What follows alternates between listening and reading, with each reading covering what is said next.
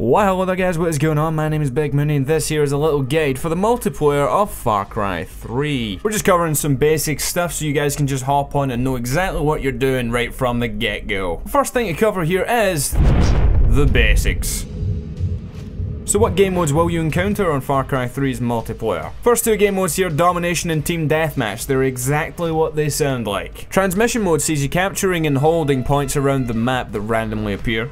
In Firestorm, you have to attack two targets at the same time and try and blow them both up, while the defending team needs to stop you. These last three options here, Gold, Silver, and Bronze player maps, you just play all of these random maps created by the Far Cry 3 community, and of course Gold will be the top rated ones, Bronze being any ones. So that is a pretty cool idea. And this quick play option on the main menu will just throw you into any random game type on any random map. Next up here we have the gunplay. So if you are a veteran of first-person shooters, you should know that the way the guns feel really do determine if the game feels good as a whole. I mean, you don't want to feel like you're shooting marshmallows at people, that just feels like shit. So how good does this game's guns actually feel? In short, pretty damn good. I mean, if I encounter someone and I put a few rounds right in his face, you feel like you're just going to rip right through the guy. The guns feel really meaty, like they're doing a lot of damage, and they sound fantastic. Have a listen to this.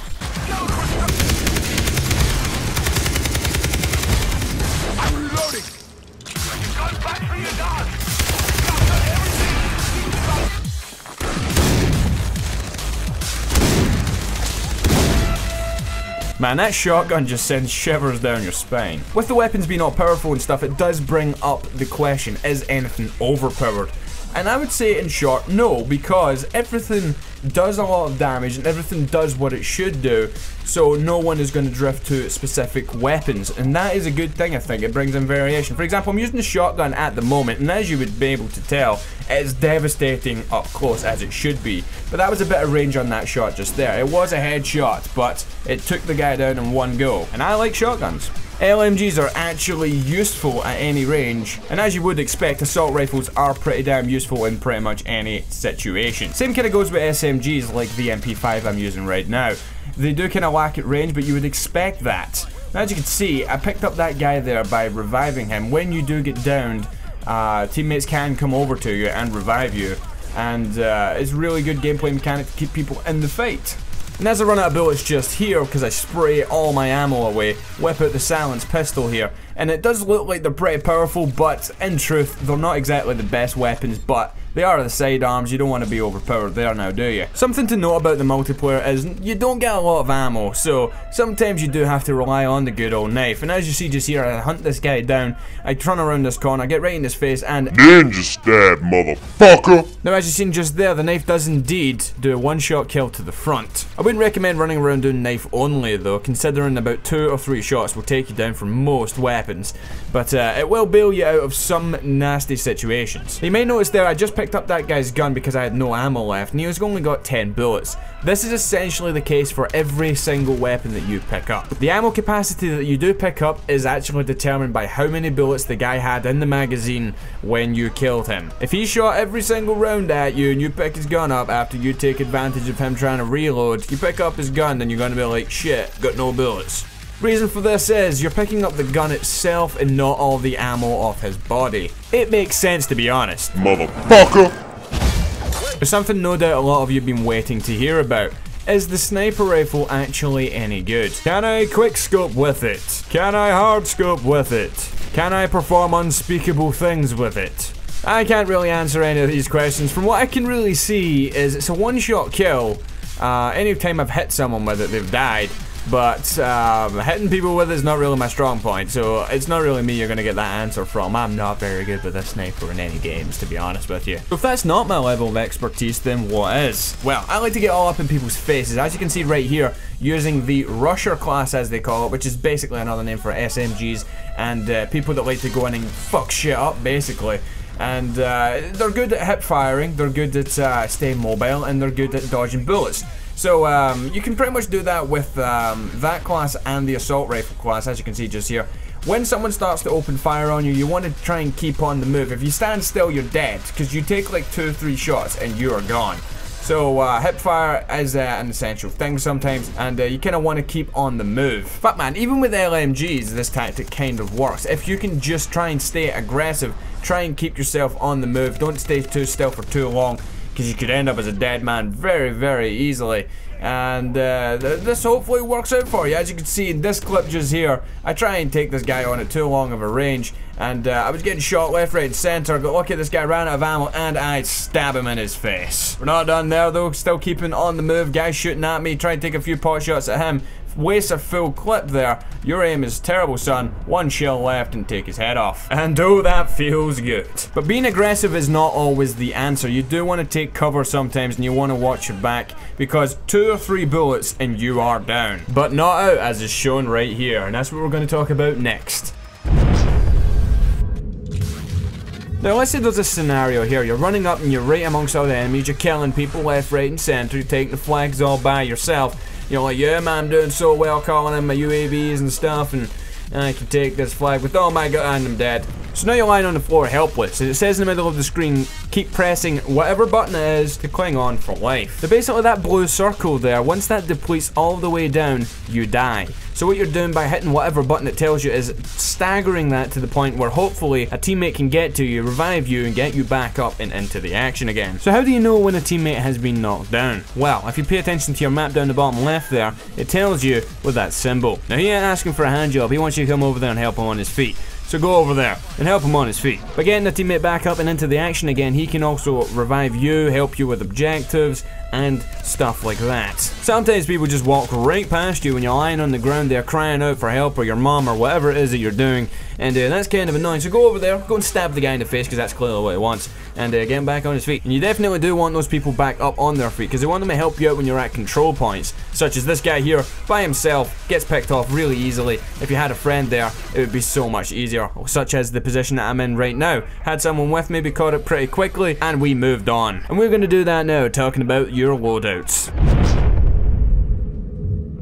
So to create a loadout, you go to the My Setup page, Loadouts here, and as you can see, you can actually make 25 of your own customizable loadouts. Why you would need that many, I have no idea, but that's how many the game gives you access to. So let's go ahead and create our own loadout here. So first things first here, click on Primary, go on here, have a look. You can pick between your usual assault rifles, SMGs, LMGs, sniper rifles, and shotguns.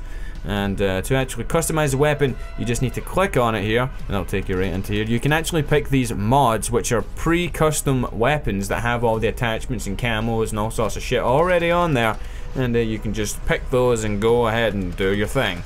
But you can also put on red dot sights, reflex sights, marksman sight, obstacle sight here, and your barrel, your ammo, and you can customize your magazines as well. Pretty damn nice. Now you can only actually pick between 2 of the 4 things that are on offer here.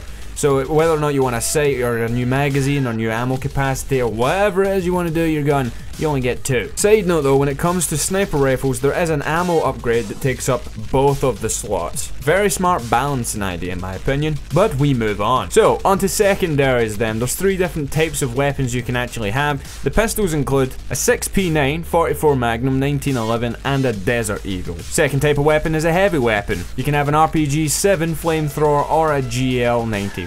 I think that's a grenade launcher, but I don't really know. Or you can have a special weapon. These include the flare gun, recurve bow, type 10, and a predator bow. The difference between the 2 bows seems to be in range, accuracy, and the fire rate, as you can see. In addition to this, you can also pick your equipment. Of course, I've only got basic stuff at the moment, such as small grenade pouch, but you can also get a small Molotov, large grenade, and a large Molotov pouch. In addition to that, you can pick either a proximity mine or a C4.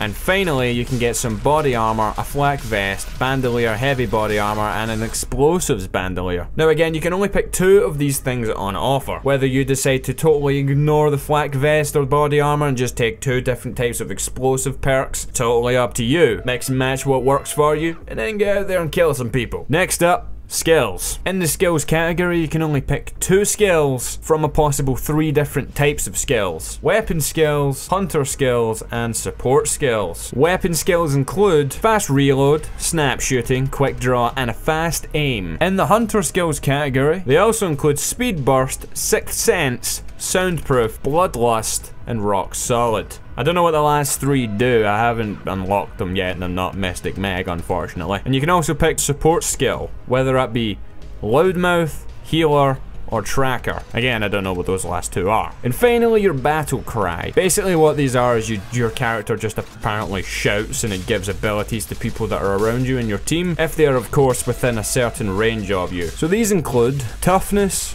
recovery, focus, and haste. The only one I've got at the moment is toughness, and it basically boosts the maximum health of anyone near you and restores a small amount of their health too. Last but not least, we have these support actions, or kill streaks, or point streaks, or whatever the hell you want to call them these days. So as is very familiar to a lot of you, you get to pick 3 of them. Of course, they get better the further up you go. In tier 1, you can get scouts and decoy scouts. Decoy basically clutters up the enemy's minimap all over the place to the point where they think there's enemies everywhere when in fact there aren't. Quite cool, very confusing. Tier 2 here has poison gas, smoke blast, and psych gas. The psych gas basically makes them think that their teammates are enemies and they can kill their teammates, and basically it's a big clusterfuck of everyone shooting each other and all round confusion everywhere. Sounds fun. And tier 3 starts off with a barrel bomb, moves up to propane dive, and the final one is bombshell. Basically just looks like you get a bigger explosion the higher level you are. Okay, so the bottom line here. Is Far Cry 3's multiplayer any good? In my opinion, yes. The game is primarily about its single player campaign, but you've also got the co-op and the good multiplayer on the side. Definitely a good buy in my opinion. I'm going to be playing a lot more of it and posting some more videos on my own channel. If you want to see those, make sure you come over and subscribe. Wink wink, hint hint. But until next time, I have been Big Mooney, and I will see you guys later. Goodbye.